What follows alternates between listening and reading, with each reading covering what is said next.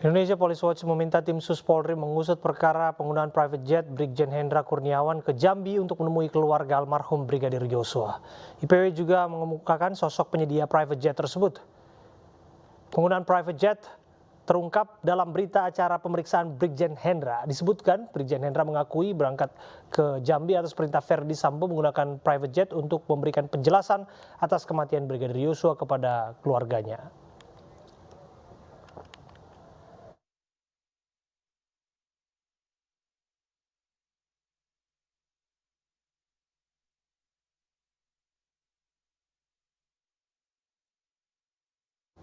Misteri siapa pemilik dan asal-muasal private jet yang ditumpangi Brigjen Hendra Kurniawan semakin mengemuka dan ini akan kita bahas bersama dengan IPW. Bagaimana kecurigaan itu mengemuka, kita tanyakan langsung kepada Ketua Indonesia Police Watch, Sugeng Teguh Santoso. Assalamualaikum, selamat malam Pak Sugeng. Selamat malam Mas Abraham dan para pemirsa ya. Pak Sugeng, untuk sehat. menepis tudingan ini tidak berdasar. Tentunya begitu ya, artinya harus dibuka. Yang ingin kita tahu, siapa sesungguhnya yang memberikan ataupun menyediakan private jet tersebut? Nah itu penting sekali ya. Konteks penggunaan private jet ini dalam konteks siapa yang membiayai. Ya itu penting ini ya. Karena dalam konteks siapa yang membiayai akan bisa di tracing ya hubungan antara oknum polisi dalam hal ini Brigjen Hendra Kurniawan dengan hubungan konsorsium 303. Ya, tentang personalnya nanti kita bahas ya. Jadi gini loh ya. IPW mendapatkan data dan sudah diakui oleh Brigadir Jenderal Hendra Kurniawan bahwa keberangkatan ke Jambi itu menggunakan private jet. IPW kemudian mendalami bahwa nomor registrasi private jet tersebut diduga adalah nomor T7JAB. Registrasi ini registrasi yang terdaftar di San Marino, Italia, ya itu pertama. Kemudian yang kedua, jenis pesawatnya Hawker 900 XP, ya. Yang ketiga, pesawat ini adalah pesawat charter, ya, charter oleh PT ACAM, ya ACAM. Artinya harus ada yang membayar. Nah, yang membayar ini diduga adalah konsorsium 303. Saya menyebut beberapa nama, ya. Satu, Yoga Susilo yang ada di dalam skema konsorsium, ya. Terkait penyebutannya RBT itu karena saya mengutip di dalam siaran pers atau rilis IPW, mengutip dengan jelas, kami mengutip pernyataan Pak Kamarudin Kamarudin Simanjuntak yang sebelumnya menyebutkan bahwa diduga private jet tersebut milik RBT. Kami mengutip ya, itu sumber, jadi bukan pernyataan langsung dari IPW. Tetapi IPW mengkaitkan pernyataan terkait RBT ini dengan siaran pers IPW 2 tahun yang lalu yang pernah disampaikan oleh ketua sebelum saya bahwa diduga di dekat sekitar 300 dari Mabes Polri ada bandar judi dengan inisial LBT yang berkantor di Gunawarman. Nah ini korelasinya ya, korelasi seperti itu. Bukan terkait apakah dia memiliki helikopter, kita tidak, IPW saat ini tidak bisa menyatakan seperti itu. Tetapi tahun 2000 dia terkait dengan soal judi tidak dibantah ya, yang saya tahu. Ya, tapi kan Anda terlanjur sudah menyebutkan yang bersangkutan merupakan bos konsorsium 303 yang memiliki afiliasi dengan Verdi Sambo. Bagaimana menjelaskannya? Bisa saja. Itu kan satu analisis, ya, dugaan atau analisis. Oleh karena itu, menyambung kepada komitmen Pak Kapolri untuk mengungkap kasus konsorsium 303 ini. Pertama, Pak Kapolri akan menyelidiki dengan serius katanya. Oleh karena itu kami IPW mendukung, ya bahkan mendorong. Oleh karenanya kami menyampaikan informasi, ya informasi dengan jelas pesawatnya apa. siapa pemakainya sudah diakui. Pertanyaannya sumber dananya dari siapa? Ini kan dalam konteks kaitan terbongkarnya dari peristiwa matinya Brigadir Yosua, adanya Satgasus, ya, adanya dugaan perlindungan terhadap praktek judi online, ya, kan ini kaitannya ini. Dan diakui oleh Hendra bahwa disuruh oleh mantan ketua Satgasus. Nah, pesawat ini siapa yang membiayai? Apakah mampu anggaran kepolisian membiayai pesawat pribadi? Ya tidak ada anggaran sampai katakanlah 400 juta. Pesawat itu tidak ada anggaran dong. Nah, kalau tidak ada, siapa yang membayar ini patut diduga adalah gratifikasi. Mendapat fasilitas dari pihak ketiga. Gratifikasi dari siapa?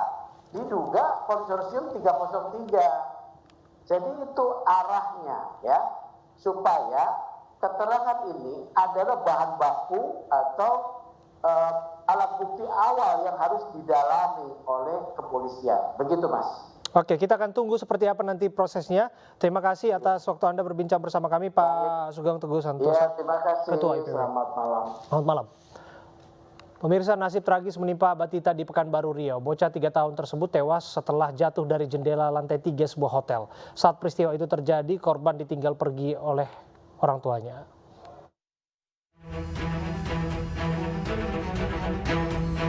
Polisi memeriksa tempat kejadian perkara jatuhnya Giorgio Albar Rafaeli.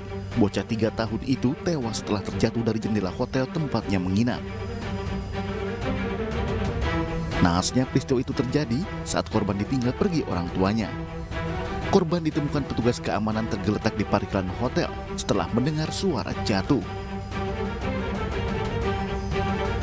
Petugas pun selanjutnya melarikan korban ke rumah sakit terdekat, namun nyawa korban tak tertolong.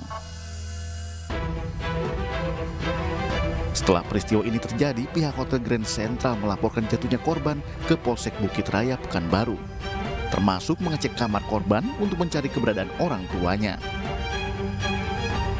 Ya gitu sih. Kejadian selengkapnya sih memang saya sendiri posisinya tidak ada di sini saat kejadian.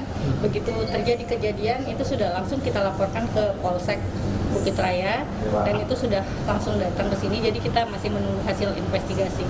Saya nggak ada yang bisa disampaikan lagi sih selain nanti hasil investigasi yang akan berbicara sih. Kejadian ini ditangani Polsek Bukit Raya, namun polisi belum memberikan keterangan apapun. Apakah peristiwa ini sebatas musibah atau ada unsur kelalaian? Menindaklanjuti proses hukum kasus ruda paksa dan pencabulan terhadap gadis 13 tahun di Cilincing, Jakarta Utara, Polres Metro Jakarta Utara mengadakan agenda diversi khusus untuk salah seorang pelaku yang masih berusia 12 tahun.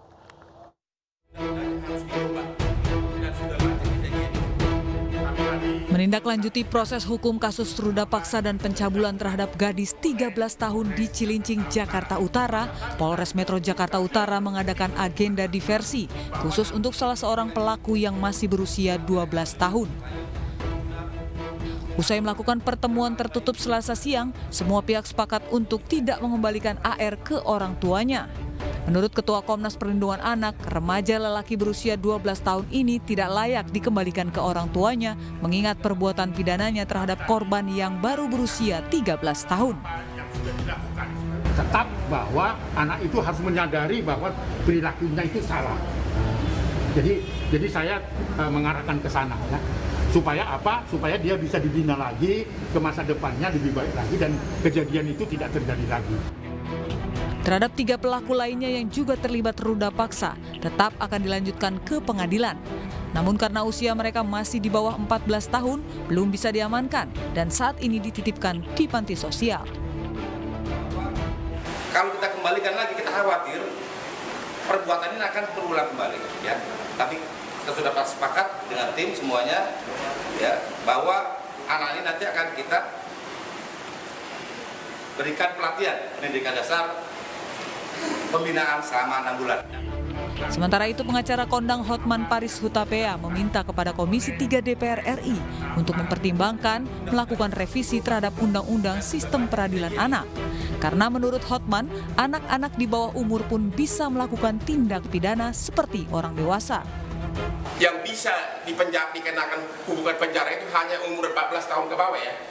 Apakah itu harus dirubah? Ke atas. Ya, 14 tahun ke atas. Sedangkan 14 tahun ke bawah dikembalikan ke orang tuanya. Jadi perlu undang-undang perlindungan anak itu harus dirubah, direvisi. Hingga saat ini korban ruda paksa yang dilakukan oleh 4 orang anak laki-laki di Taman Kota Cilincing masih dalam pengawasan dari P2TP2A.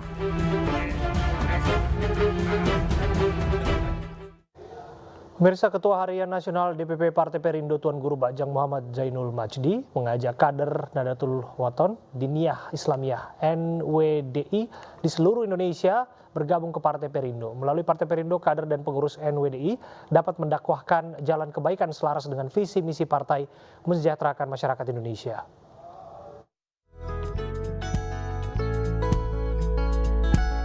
Kiprah Partai Perindo yang selalu mengedepankan kepentingan masyarakat bisa menjadi jalan dakwah bagi pengurus dan kader Nadatul Wathon Diniyah Islamiyah NWDI. Partai Perindo dan NWDI memiliki satu tarikan nafas yang sama, yakni menebarkan kebaikan bagi kemaslahatan umat yang bermuara pada kesejahteraan masyarakat Indonesia. Hal ini disampaikan Ketua Harian Nasional DPP Partai Perindo yang juga Ketua Umum PB NWDI, TGB Muhammad Zainul Majdi, saat acara silaturahmi pengurus DPP Partai Perindo dengan pengurus PW NWDI seluruh Indonesia di Lombok Timur, Nusa Tenggara Barat. Secara singkat saya sampaikan bahwa ini dakwah, ya, dan saya meminta teman-teman NWDI, pengurus wilayah untuk menyampaikan, mensosialisasikan, mengajak untuk bersama-sama bergabung ke Partai Persatuan Indonesia di masing-masing tempat. Meski belum menjadi partai besar, TGB yakin jika Partai Perindo konsisten bekerja dan berkhidmat untuk kebaikan umat, suatu hari nanti akan menjadi partai yang dicintai masyarakat Indonesia. Tim Liputan iNews melaporkan. Evakuasi buaya dari kolam ikan warga di Subang berlangsung dramatis. Informasi lengkapnya kami hadirkan untuk Anda saat lagi.